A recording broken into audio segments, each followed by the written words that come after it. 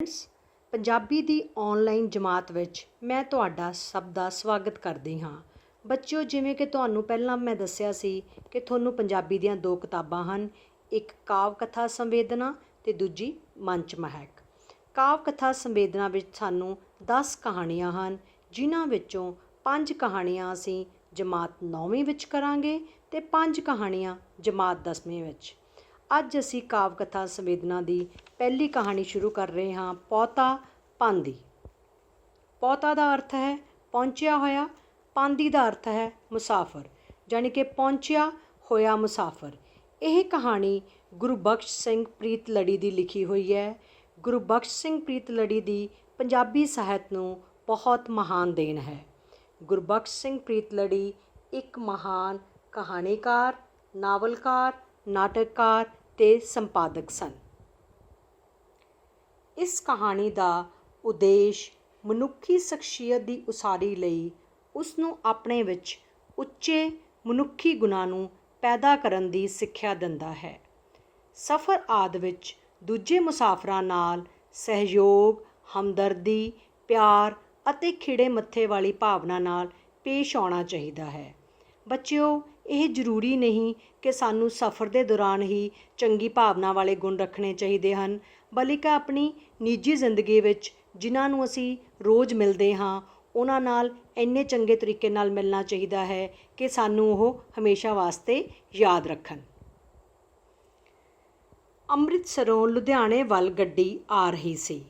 ਗੱਡੀ ਟ੍ਰੇਨ ਅੰਮ੍ਰਿਤਸਰ ਤੋਂ ਲੁਧਿਆਣੇ ਵੱਲ ਆ ਰਹੀ ਸੀ।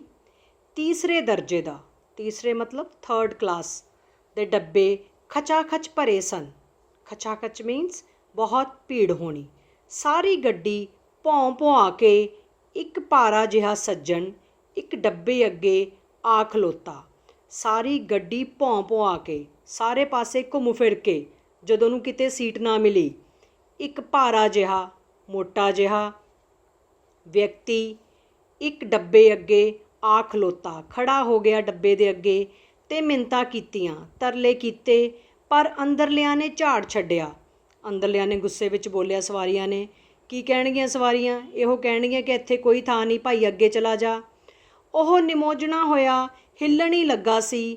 ਉਹ ਉਦਾਸ ਹੋ ਕੇ ਉੱਥੋਂ ਜਾਣ ਹੀ ਲੱਗਿਆ ਸੀ ਕਿ ਉਸ ਅੰਦਰੋਂ ਕਿਸੇ ਆਖਿਆ, ਥਾਂ ਕਿਉਂ ਨਹੀਂ, ਤੁਸੀਂ ਆਓ ਜੀ। ਜਦੋਂ ਉਹ ਜਾਣ ਲੱਗਿਆ ਸੀ ਤਾਂ ਕਿਸੇ ਨੇ ਕਿਹਾ ਕਿ ਤੁਸੀਂ ਆ ਜਾਓ ਜੀ, ਅੰਦਰ ਜਗ੍ਹਾ ਹੈ। ਇਹ ਕੋਈ ਫੌਜੀ ਵਰਦੀ ਵਿੱਚ ਸਨ ਅਤੇ ਇਹਨਾਂ ਨਾਲ 2 ਸਿਪਾਹੀ, ਇਹਨਾਂ ਨੂੰ ਮੇਜਰ ਸਾਹਿਬ ਆਖਦੇ ਸਨ। ਜਿਸ ਨੇ ਉਸ ਨੂੰ ਅੰਦਰ ਆਉਣ ਵਾਸਤੇ ਕਿਹਾ ਉਹ ਕੌਣ ਸੀ? ਉਹ ਮੇਜਰ ਸਾਹਿਬ ਸੀ। ਬਾਹਰਲਾ ਸੱਜਣ ਅੰਦਰ ਧੁੱਸ ਕੇ ਇਹਨਾਂ ਦੇ ਕੋਲ ਜਾ ਖੜੋਤਾ। ਜਿਹੜਾ ਮੋਟਾ ਇਨਸਾਨ ਸੀ ਉਹ ਧੱਕੇ ਨਾਲ ਅੰਦਰ ਵੜ ਗਿਆ। 1-2 ਮਿੰਟ ਬਾਅਦ ਉਹਨਾਂ ਆਖਿਆ, ਉਸ ਅਖੀਰਲੀ ਸੀਟ 'ਤੇ ਬੈਠੇ ਆਦਮੀ ਨੇ ਅਗਲੇ ਸਟੇਸ਼ਨ 'ਤੇ ਉੱਤਰ ਜਾਣਾ ਹੈ, ਤੁਸੀਂ ਕਿਸੇ ਤਰ੍ਹਾਂ ਉੱਥੇ ਪਹੁੰਚ ਜਾਓ। ਉਹਨਾਂ ਨੇ ਉਸ ਮੋਟੇ ਆਦਮੀ ਨੂੰ ਕਿਹਾ ਕਿ ਤੁਸੀਂ ਕਿਸੇ ਤਰੀਕੇ ਨਾਲ ਉਹ ਦੂਰ ਬੈਠੇ ਆਦਮੀ ਕੋਲ ਪਹੁੰਚ ਜਾਓ, ਉਸਨੇ ਅਗਲੇ ਸਟੇਸ਼ਨ 'ਤੇ ਉੱਤਰ ਜਾਏਗਾ ਅਤੇ ਤੁਸੀਂ ਉਸਦੀ ਸੀਟ 'ਤੇ ਬੈਠ ਜਾਣਾ। ਪਹੁੰਚਣਾ ਹੀ ਤਾਂ ਮੁਸ਼ਕਿਲ ਹੈ, ਉਸ ਆਖਿਆ। ਹੁਣ ਮੋਟਾ ਆਦਮੀ ਨੂੰ ਪਤਾ ਹੈ ਕਿ ਇੰਨੀ ਭੀੜ ਵਿੱਚ ਉਹ ਕਿਵੇਂ ਜਾਏਗਾ ਅਤੇ ਉਸਨੇ ਮੇਜਰ ਸਾਹਿਬ ਨੂੰ ਕਿਹਾ ਕਿ ਮੈਂ ਉੱਥੇ ਤੱਕ ਪਹੁੰਚਾਂ ਕਿਵੇਂ? ਇਹੀ ਤਾਂ ਮੁਸੀਬਤ ਹੈ ਕਿ ਮੈਂ ਉੱਥੇ ਕਿਵੇਂ ਪਹੁੰਚਣਾ ਹੀ ਤਾਂ ਮੇਰੇ ਲਈ ਮੁਸ਼ਕਿਲ ਹੈ। ਵੇਖੋ ਮੈਂ ਤੁਹਾਨੂੰ ਕਿਸ ਤਰ੍ਹਾਂ ਪਹੁੰਚਾਉਂਦਾ ਹਾਂ। ਮੇਜਰ ਸਾਹਿਬ ਨੇ ਕਿਹਾ ਕਿ ਤੁਸੀਂ ਦੇਖੋ ਮੇਰਾ ਕਮਾਲ। ਉਹਨਾਂ ਦੇ ਦਿਮਾਗ ਵਿੱਚ ਕੋਈ ਫੁਰਨਾ ਫੁਰਿਆ ਕਿ ਦੇਖੋ ਮੈਂ ਤੁਹਾਨੂੰ ਕਿਵੇਂ ਉਸ ਸੀਟ ਤੱਕ ਪਹੁੰਚਾਉਂਦਾ ਹਾਂ। ਅਤੇ ਉਹਨਾਂ ਨੇ ਆਪਣਾ ਪਾਸਾ ਜਰਾ ਕੁ ਚੁੱਕ ਕੇ ਉਹਨਾਂ ਬੈਂਚਾਂ ਦੀ ਵਿਚਕਾਰਲੀ ਢੋਅ ਉੱਤੇ ਖੜ੍ਹਾ ਕਰ ਦਿੱਤਾ। ਉਹਨਾਂ ਨੇ ਉਹਨਾਂ ਨੂੰ ਕਿੱਥੇ ਖੜ੍ਹਾ ਕਰ ਦਿੱਤਾ? ਉਸ ਭਾਰੇ ਇਨਸਾਨ ਨੂੰ ਬੈਂਚਾਂ ਦੇ ਵਿੱਚ ਵਾਲੀ ਢੋਅ ਦੀ ਸੀਟ ਦੇ ਉੱਪਰ। ਉੱਤੋਂ ਛੱਤ ਨੂੰ ਹੱਥ ਪਾ ਲਵੋ। ਉੱਪਰੋਂ ਛੱਤ ਨੂੰ ਹੱਥ ਪਵਾ ਦਿੱਤਾ ਅਤੇ ਦੂਜੀਆਂ ਸਵਾਰੀਆਂ ਨੂੰ ਹਾਸੇ ਵਿੱਚ ਪਾਉਣ ਲਈ ਉਹਨਾਂ ਆਖਿਆ। ਦੂਜੇ ਸਵਾਰੀਆਂ ਨੂੰ ਹਸਾਉਣ ਵਾਸਤੇ ਉਹਨਾਂ ਨੇ ਕਿਹਾ, ਇਹ ਸਰਦਾਰ ਜੀ ਕੋਈ ਤਮਾਸ਼ਾ ਵਿਖਾਉਣ ਲੱਗੇ ਹਨ, ਕੋਈ ਕਰਤੱਵ ਦਿਖਾਉਣ ਲੱਗੇ ਹਨ ਸਾਨੂੰ, ਕਿਉਂਕਿ ਇੱਕ ਮੋਟਾ ਆਦਮੀ ਬੈਂਚ ਦੇ ਉੱਪਰ ਟ੍ਰੇਨ ਦੀ ਅੰਦਰਲੀ ਸੀਟ ਦੇ ਉੱਪਰ ਖੜ੍ਹਾ ਹੋਇਆ ਹੈ ਅਤੇ ਉੱਪਰ ਛੱਤ ਨੂੰ ਹੱਥ ਪਾਇਆ ਹੋਇਆ ਹੈ। ਜਰਾ ਸੰਭਲ ਜਾਵੋ, ਮਤੇ ਇਹਨਾਂ ਹੇਠਾਂ ਕੋਈ ਬੰਦਾ ਪੀਸਿਆ ਜਾਵੇ, ਦਬ ਜਾਵੇ। ਕਹਿੰਦੇ ਸਵਾਰੀ ਆਪਣੇ ਸਮਾਨ ਦੀ ਖੁਦ ਜ਼ਿੰਮੇਵਾਰ ਹੈ, ਜਰਾ ਆਪਣੇ ਆਪ ਨੂੰ ਸੰਭਾਲ ਲਵੋ ਤਾਂ ਜੋ ਇਹਨਾਂ ਨੂੰ ਜਗ੍ਹਾ ਮਿਲ ਸਕੇ। ਭਾਰੇ ਸਰੀਰ ਵਾਲੇ ਵੱਲ ਵੇਖ ਕੇ ਸਵਾਰੀਆਂ ਹੱਸੀਆਂ ਅਤੇ ਸਭ ਨੇ ਢੋਅ ਨਾਲੋਂ ਪਿੱਠਾਂ ਪਰੇ ਕਰ ਲਈਆਂ। ਸਾਰੀਆਂ ਸਵਾਰੀਆਂ ਨੂੰ ਆਪਣੀ ਡਰ ਲੱਗ ਰਿਹਾ ਸੀ ਕਿ ਕਿਤੇ ਮੋਟਾ ਆਦਮੀ ਸਾਡੇ ਉੱਤੇ ਨਾ ਡਿੱਗ ਜਾਵੇ। ਉਹਨਾਂ ਨੇ ਢੋਅ ਨਾਲੋਂ ਸੀਟ ਆਪਣੀ ਥੋੜ੍ਹਾ ਜਿਹਾ ਪਿੱਠ ਆਪਣੀ ਅੱਗੇ ਨੂੰ ਕਰ ਲਈ। ਇਸ ਤਰ੍ਹਾਂ ਉਹ ਆਦਮੀ ਦੂਜੇ ਸਿਰੇ ਪਹੁੰਚ ਗਿਆ। ਸਟੇਸ਼ਨ ਆਉਂਦਿਆਂ ਹੀ ਸੀਟ ਖਾਲੀ ਹੋਈ। ਉਹ ਆਰਾਮ ਨਾਲ ਬਹਿ ਗਏ ਅਤੇ ਉਸਨੇ ਸ਼ੁਕਰੀਏ ਵਿੱਚੋਂ ਧੰਨਵਾਦ ਕੀਤਾ। ਉਸਨੇ ਕਿਸ ਦਾ? ਮੇਜਰ ਸਾਹਿਬ ਨੂੰ ਹੱਥ ਜੋੜੇ ਧੰਨਵਾਦ ਕਰਦੇ ਹੋਏ। ਉਸ ਸਟੇਸ਼ਨ 'ਤੇ ਉਤਰਿਆ ਤਾਂ ਇੱਕ ਸੀ, ਪਰ ਚੜ੍ਹਨ ਵਾਲੇ ਦੋ ਆ ਗਏ। ਹੁਣ ਡੱਬੇ ਵਿੱਚ ਤਾਂ ਵੈਸੀ ਜਗ੍ਹਾ ਨਹੀਂ ਸੀ। ਉਤਰਿਆ ਤਾਂ ਇੱਕ ਆਦਮੀ, ਪਰ ਚੜ੍ਹਨ ਵਾਲੇ ਦੋ ਆ ਗਏ। ਬੂਹੇ ਅੱਗੇ ਖੜੋਤੇ ਸਿਪਾਹੀਆਂ ਨੇ ਝਿੜਕ ਛੱਡਿਆ। ਫਿਰ ਉਹੀ ਗੱਲ, ਫਿਰ ਸਿਪਾਹੀਆਂ ਨੇ ਕਿਹਾ, ਜਾਓ ਭਾਈ, ਇੱਥੇ ਕੋਈ ਜਗ੍ਹਾ ਨਹੀਂ। ਉਹਨਾਂ ਦੋਹਾਂ ਨੇ ਬੜੇ ਹੀ ਤਰਲੇ ਕੀਤੇ। ਮੇਜਰ ਸਾਹਿਬ ਨੇ ਫਿਰ ਆਖਿਆ, ਆ ਜਾਣ ਦਿਓ। ਸੋ ਮੇਜਰ ਸਾਹਿਬ ਨੇ ਫਿਰ ਇਸ ਵਾਰੀ ਆਖਿਆ ਕਿ ਕੋਈ ਗੱਲ ਨਹੀਂ, ਆ ਜਾਣ ਦਿਓ, ਆਪਾਂ ਸੀਟ ਬਣਾ ਲਵਾਂਗੇ। ਪਰ ਕੋਠਾ ਇਹਨਾਂ ਨੂੰ ਸਬਾਬ ਲਈ ਚਾਹੀਦਾ ਹੈ। ਸਿਪਾਹੀਆਂ ਨੇ ਕਿਹਾ ਕਿ ਦੋ ਵਿਅਕਤੀ ਤਾਂ ਹੈ ਹੀ ਹੈ, ਪਰ ਇਹਨਾਂ ਨੂੰ ਕਾਹਦੇ ਵਾਸਤੇ ਜਗ੍ਹਾ ਚਾਹੀਦੀ ਹੈ? ਸਮਾਨ ਵਾਸਤੇ। ਉਹ ਕਿੱਥੇ ਧਰਾਂਗੇ? ਸਿਪਾਹੀਆਂ ਆਖਿਆ। ਸੋ ਸਿਪਾਹੀ ਕਹਿੰਦੇ, ਇਹਨਾਂ ਨੂੰ ਬੈਠਣ ਲਈ ਜਗ੍ਹਾ ਤਾਂ ਮਿਲ ਜਾਊਗੀ, ਪਰ ਅਸੀਂ ਇਹਨਾਂ ਦਾ ਸਮਾਨ ਕਿੱਥੇ ਧਰਾਂਗੇ? ਮੇਜਰ ਸਾਹਿਬ ਬਾਥਰੂਮ ਦੇ ਨੇੜੇ ਬੈਠੇ ਸਨ। ਉਹਨਾਂ ਬਾਥਰੂਮ ਦਾ ਬੂਹਾ ਖੋਲ੍ਹਿਆ। ਸੋ ਬਾਥਰੂਮ ਦੇ ਬਿਲਕੁਲ ਨੇੜੇ ਬੈਠੇ ਹੋਏ ਸੀ। ਉਹਨਾਂ ਨੇ ਉਹਦਾ ਬੂਹਾ ਖੋਲ੍ਹਿਆ। ਬੜੀ ਮਹਿਕ ਆਈ, ਯਾਨੀ ਕਿ ਬੜੀ ਗੰਦੀ ਬਦਬੂ ਆਈ। ਸਵਾਰੀਆਂ ਨੱਕ ਕੱਜ ਲਏ। ਜਿੰਨੀਆਂ ਸਵਾਰੀਆਂ ਬੈਠੀਆਂ ਸਭ ਨੇ ਆਪਣੇ ਨੱਕ ਬੰਦ ਕਰ ਲਏ। ਪਰ ਮੇਜਰ ਸਾਹਿਬ ਉੱਠੇ। ਮੈਂ 1 ਮਿੰਟ ਵਿੱਚ ਸਾਫ਼ ਕਰ ਦਿੰਦਾ ਹਾਂ, ਤੁਸੀਂ ਸਮਾਨ ਅੰਦਰ ਧਰਨ ਦੀ ਕਰੋ। ਸੋ ਹੁਣ ਮੇਜਰ ਸਾਹਿਬ ਕੀ ਕਰਨ ਲੱਗੇ ਨੇ? ਜਿਹੜੇ ਉਹ ਦੋ ਵਿਅਕਤੀਆਂ ਨੂੰ ਅੰਦਰ ਆਏ ਹਨ, ਉਹਨਾਂ ਨਾਲ ਬਹੁਤ ਸਾਰਾ ਸਮਾਨ ਹੈ ਅਤੇ ਉਹ ਕੋਸ਼ਿਸ਼ ਕਰ ਰਹੇ ਹਨ ਕਿ ਆਪਾਂ ਬਾਥਰੂਮ ਸਾਫ਼ ਕਰਕੇ ਇਹਨਾਂ ਦਾ ਸਮਾਨ ਉੱਥੇ ਰੱਖ ਦਈਏ। ਸਿਪਾਹੀਆਂ ਨੂੰ ਸ਼ਰਮ ਆ ਗਈ। ਜਦੋਂ ਮੇਜਰ ਸਾਹਿਬ ਆਪ ਬਾਥਰੂਮ ਸਾਫ਼ ਕਰਨ ਲੱਗ ਗਏ, ਸਿਪਾਹੀਆਂ ਨੂੰ ਸ਼ਰਮ ਆ ਗਈ। ਇੱਕ ਸਿਪਾਹੀ ਬਾਥਰੂਮ ਵਿੱਚ ਗਿਆ, ਦੂਜੇ ਨੇ ਸਮਾਨ ਨੂੰ ਹੱਥ ਪਾਇਆ। ਸੋ ਇੱਕ ਸਿਪਾਹੀ ਬਾਥਰੂਮ ਸਾਫ਼ ਕਰਨ ਲੱਗ ਗਿਆ ਅਤੇ ਦੂਜੇ ਨੇ ਸਮਾਨ ਚੁੱਕਿਆ। ਬਾਥਰੂਮ ਸਾਫ਼ ਹੁੰਦਾ ਗਿਆ। ਮੇਜਰ ਸਾਹਿਬ ਹੱਸਦੇ ਰਹੇ। ਭਾਈ, ਮੈਂ ਤੁਹਾਤੋਂ ਪਹਿਲਾਂ ਧਰਮਰਾਜ ਕੋਲ ਜਾਣਾ ਹੈ, ਯਾਨੀ ਕਿ ਉੱਪਰ ਰੱਬ ਕੋਲੇ ਮੈਂ ਜਾਣਾ ਹੈ। ਮੈਂ ਉਹਨੂੰ ਦੱਸਾਂਗਾ ਬੰਤਾ ਸਿੰਘ ਨੇ ਕਿਹੋ ਜਿਹੀ ਸਫਾਈ ਕੀਤੀ ਸੀ। ਖੂਹ ਪਾਣੀ ਡੋਲੀ, ਵੇਖੀ ਜਰਾ ਬੋ ਨਾ ਰਹੇ। ਉਹ ਕਹਿੰਦੇ, ਮੈਂ ਤੇਰੇ ਤੋਂ ਪਹਿਲਾਂ ਉੱਪਰ ਜਾਣਾ ਹੈ ਅਤੇ ਉੱਪਰ ਜਾ ਕੇ ਧਰਮਰਾਜ ਕੋਲ ਤੇਰੀ ਸਿਫਾਰਿਸ਼ ਕਰਾਂਗਾ ਕਿ ਤੂੰ ਬਾਥਰੂਮ ਬਹੁਤ ਵਧੀਆ ਸਾਫ਼ ਕੀਤਾ ਸੀ। ਬਾਥਰੂਮ ਚੰਗੀ ਤਰ੍ਹਾਂ ਸਾਫ਼ ਹੋ ਗਿਆ। ਅਸਬਾਬ ਯਾਨੀ ਕਿ ਸਮਾਨ ਉਹਦੇ ਵਿੱਚ ਚਿਣ ਦਿੱਤਾ ਗਿਆ। ਚਿਣ ਦਿੱਤਾ ਮਤਲਬ ਚੰਗੀ ਤਰ੍ਹਾਂ ਰੱਖ ਦਿੱਤਾ ਗਿਆ। ਸਾਰੇ ਡੱਬੇ ਦੀ ਫਿਜ਼ਾ ਬਦਲ ਗਈ। ਫਿਜ਼ਾ ਮਤਲਬ ਨੁਹਾਰ ਹੀ ਬਦਲ ਗਈ। ਉਹ ਅਫਸਰ ਡੱਬੇ ਦਾ ਕੇਂਦਰ ਬਣ ਗਿਆ। ਸੋ ਸਭ ਦੀ ਹੁਣ ਨਿਗਾਹ ਕਿੱਥੇ ਸੀ?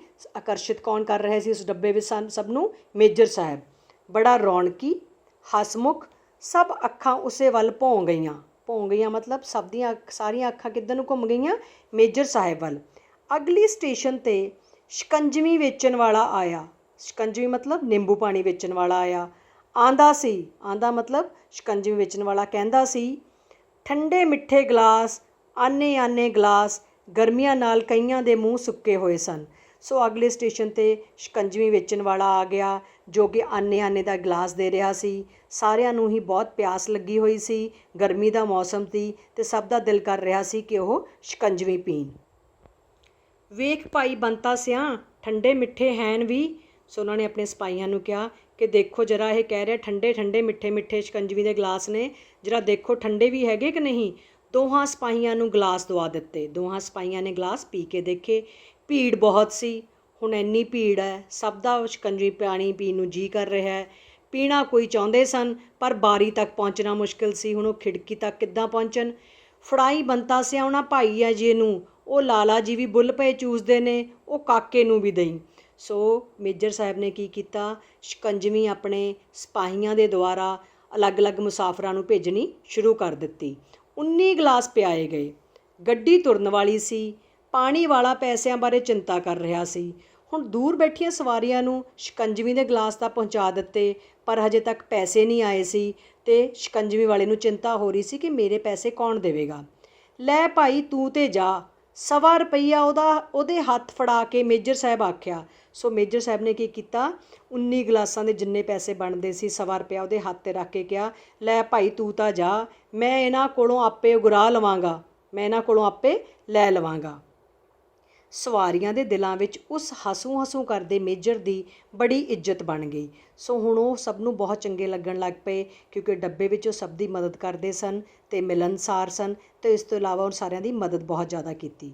ਉਹਨਾਂ ਆਪੋ ਆਪਣੇ ਪੈਸੇ ਹੱਥੋਂ ਹੱਥੀ ਘੱਲਣੇ ਸ਼ੁਰੂ ਕਰ ਦਿੱਤੇ। ਘੱਲਣੇ ਮੀਨਸ ਦੇਣੇ। ਸਭ ਨੇ ਆਪਣਾ ਆਪਣਾ ਆਨਾ ਅੱਗੇ ਅੱਗੇ ਸਵਾਰੀ ਨੂੰ ਫੜਾ ਕੇ ਮੇਜਰ ਸਾਹਿਬ ਕੋਲ ਪਹੁੰਚਾਉਣ ਦੀ ਕੋਸ਼ਿਸ਼ ਕੀਤੀ, ਪਰ ਮੇਜਰ ਸਾਹਿਬ ਨੇ ਝੋਲੀ ਅੱਡ ਕੇ ਹਾਸੇ ਵਿੱਚ ਗੱਲ ਉਡਾ ਦਿੱਤੀ। ਉਹਨਾਂ ਨੇ ਆਪਣੀ ਝੋਲੀ ਕਮੀਜ਼ ਦਾ ਪੱਲਾ ਚੱਕਿਆ ਅਤੇ ਹਾਸੇ ਵਿੱਚ ਕਿਹਾ, ਆਨਾ ਮੈਂ ਨਹੀਂ ਲੈਣਾ, ਜੇ ਲੈਣਾ ਹੈ ਦੇਣਾ ਹੈ ਤਾਂ ਨੋਟ ਨਾਟ ਪਾਓ।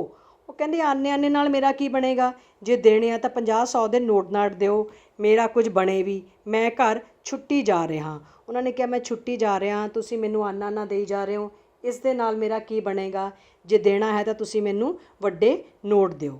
ਸੋ ਬੱਚਿਓ, ਹੁਣ ਤੱਕ ਦੀ ਕਹਾਣੀ ਤੱਕ ਤੁਹਾਨੂੰ ਇਹ ਸਮਝ ਆਇਆ ਹੈ ਕਿ ਮੇਜਰ ਸਾਹਿਬ ਨੇ ਕਿੰਨੇ ਲੋਕਾਂ ਦੀ ਮਦਦ ਕਰਦੇ ਸੀ ਅਤੇ ਉਹਨਾਂ ਨੇ ਡੱਬੇ ਦੀ ਪੂਰੀ ਨੁਹਾਰ ਹੀ ਬਦਲ ਦਿੱਤੀ ਸੀ, ਸਾਰੀ ਫਿਜ਼ਾ ਬਦਲ ਗਈ ਸੀ ਅਤੇ ਸਭ ਨੂੰ ਹਸਾ ਵੀ ਰਹੇ ਸੀ ਅਤੇ ਡੱਬੇ ਵਿੱਚ ਬਹੁਤ ਸਾਰੀ ਰੌਣਕ ਲਾਈ ਹੋਈ ਸੀ।